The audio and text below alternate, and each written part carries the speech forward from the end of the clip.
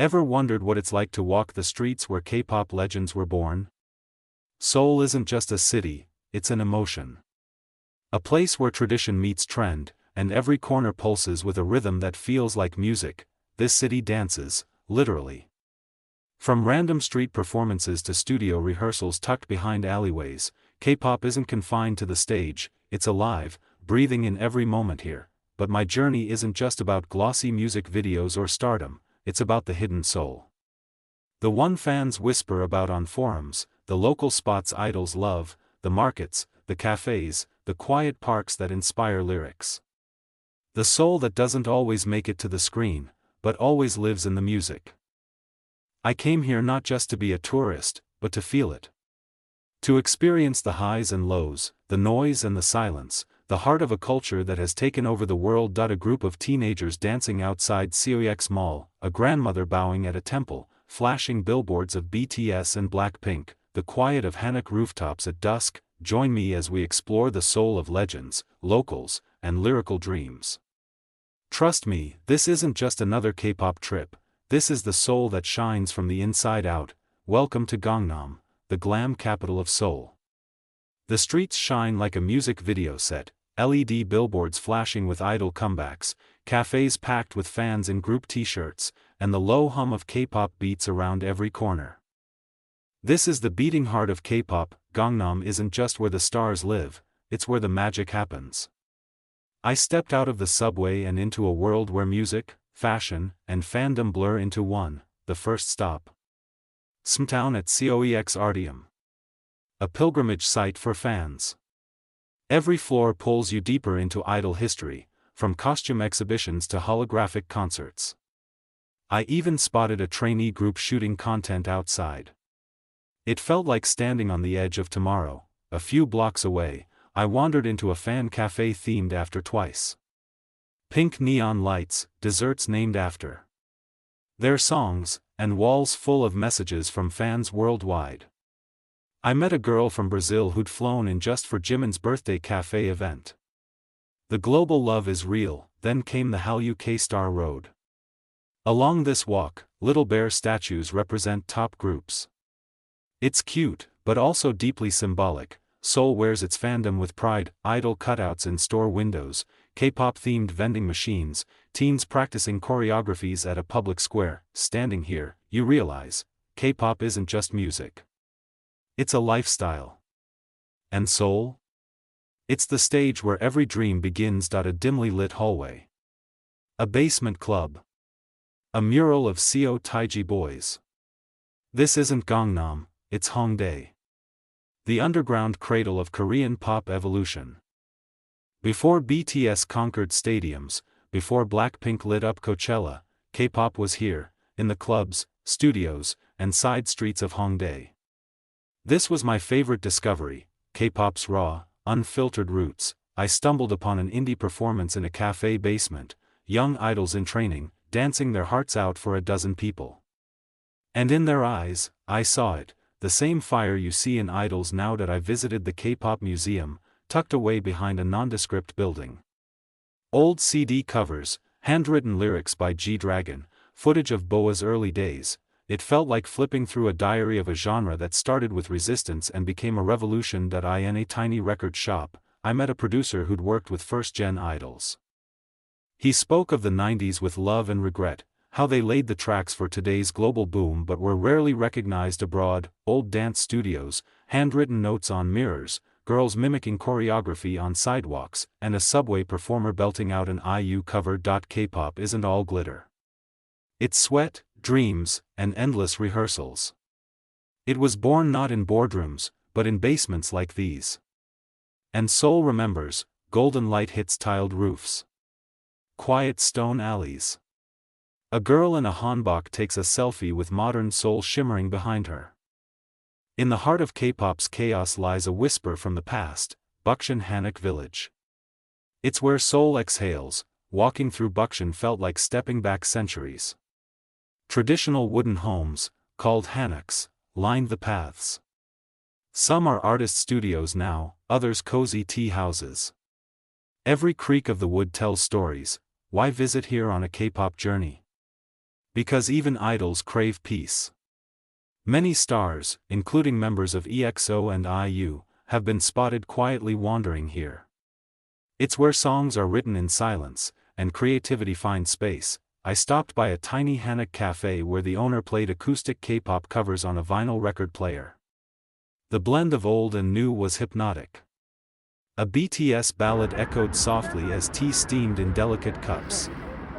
Sunset over rooftops, shadows moving across hanji paper windows, fans sketching idols in traditional wear. Seoul isn't just fast beats and flashing lights.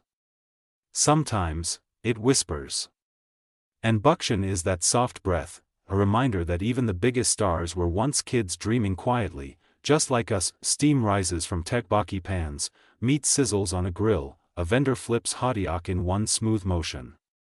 Welcome to Gwangjang Market. K-pop might fill your ears, but Korean food? That's Seoul's flavor hitting your soul. The deeper I explored, the more I realized, every bite here tells a story, and many idols are part of that culinary journey. At Gwangjang Market, I tried Mayak Kimbap, a BTS favorite. A local vendor grinned and told me, many idols eat here in disguise. I looked around, half expecting one behind a pair of sunglasses. Next stop. A hidden gem in Itaewon, a restaurant frequented by idols like Jay Park and Jackson Wang. I ordered their signature bulgogi bowl, and with the first bite, understood why. Food in Seoul isn't just nourishment, it's connection. It's how fans bond at themed cafes, it's how idols show their roots through cooking on variety shows, and it's how I, a foreigner, felt instantly welcomed. I even joined a local cooking class in Hongdae where we made kimchi pancakes and bibimbap, listening to IU and Tion in the background. The instructor smiled and said, even idols need comfort food. Colorful rice cakes, sizzling street-side grills, idol-themed drinks at cafes, and a quiet meal shared under warm lights. In every spoonful, I tasted passion. In every market, I saw a rhythm. In Seoul, the music plays in your mouth as much as in your ears. Morning dew on wide lawns. Sculptures rising like guardians. Couples biking slowly along cherry-lined paths. This is Olympic Park, and it feels like a different Seoul. After days in the chaos of K-pop, I needed space to breathe. I found it here. And I wasn't alone. Many idols come to Olympic Park not just for exercise, but for inspiration. I read that RM of BTS often walks here, sketchbook in hand. Walking in his footsteps, I understood why.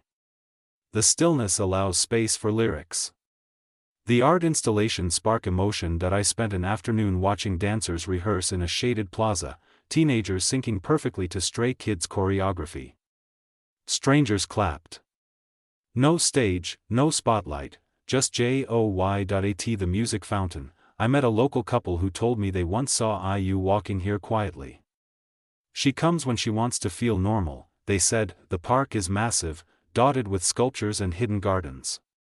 I sat under a tree, played a ballad on my headphones, and journaled.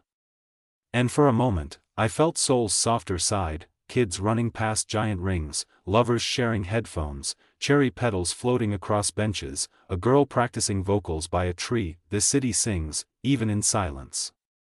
And sometimes, idols don't need an audience, they need space. Just like us, vibrant stalls overflowing with clothes, spices, bags, gadgets. The air smells like dried squid and cinnamon. Loud, colorful, and beautifully alive, Namdaemun Market is Seoul at its rawest. To really know a city, follow the noise. And this is it. Locals haggle, old ladies shout specials, teens duck into alleys with fresh-bought sneakers. It's messy, it's vibrant, it's alive. Amid the chaos, I found a shop selling vintage K-pop albums from the 90s. The owner grinned when I picked up an old HOT cassette. You know this? He laughed. We ended up chatting for 20 minutes about the evolution of idol groups. This is where idols shop before they're idols. Where stylists come to hunt for stage accessories. I met a young designer selling handmade enamel pins. Turns out she once gifted one to J-Hope backstage. A kid dancing in a KAI hoodie, a vendor playing Blackpink on his speaker. Couples munching on hanok while scanning for deals. Namdaemun isn't about trends, it's about roots. It's where Seoul breathes in its own rhythm. And where you can feel the pulse that powers the music we love. A cup of latte foam shaped like V's face. A bookshelf packed with photo books. Rain taps lightly on the window. Welcome to Seoul's most charming obsession, K-pop cafés. If K-pop has a second home, it's in these cafés. Every corner of Seoul has a café dedicated to someone. Some are loud and bright, filled with posters and fan chants. Others, like this one in Gangnam, are soft, minimal, and full of quiet love. I sipped a lavender latte at a BTS cafe, surrounded by letters fans had written for their biases. On one wall, a mosaic of sticky notes saying things like "You helped me survive" and "Your music saved me." Each table had a QR code linking to playlists curated by fans. The barista, wearing a 17-pin, said, "Fans are family here." Later, I wandered into a hidden cafe dedicated to old-school K-pop, ballads, first-gen groups, handwritten notes from idols who visited. I sat there for hours, watching the rain, listening to God and Baek Ji-young, baristas making themed desserts, girls flipping through fan books, quiet moments of fans just being together. These cafes aren't just businesses. They're sanctuaries. A place to connect, not scream. A space to feel close to someone you may never meet, but who changed your life anyway. The wind rustles the trees of Seoul forest. Butterflies drift across flower beds, kids laugh in the background, and couples hold hands under the trees. After neon lights and loud beats, you crave quiet. Seoul answers with grace. Parks like Seoul Forest offer the perfect pause. Even idols take refuge here. Seoul Forest is known as the Central Park of Seoul, but it feels more intimate. I spotted a quiet photo shoot happening near the Deer Garden, models dressed like idols, mimicking music video vibes. Fans told me Tion once filmed a vlog here. And sure enough, as I walked the paths, I recognized spots from idol photo shoots and dramas.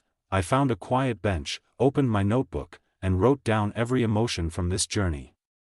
The rush, the awe, the quiet in-between moments.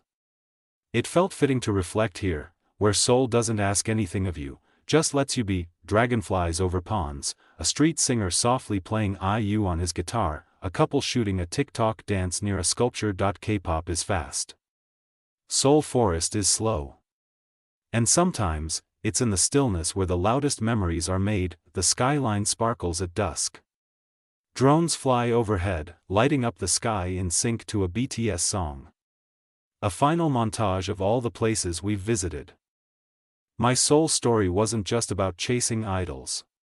It was about finding their footprints, and feeling the music where it's made, from the noise of Gangnam to the silence of Seoul Forest, from the rhythm of markets to the calm of cafes. This city sings in layers. And K-pop? It's just one melody in a much bigger symphony. I came here as a fan, but I leave as a traveler, one who danced, wandered, listened, and learned. The camera pans up to the glowing skyline. A final text appears. This is Seoul. Not just where idols live, but where dreams are born. Your journey doesn't need a ticket or a tour. Just a beat in your heart, and the courage to follow it here.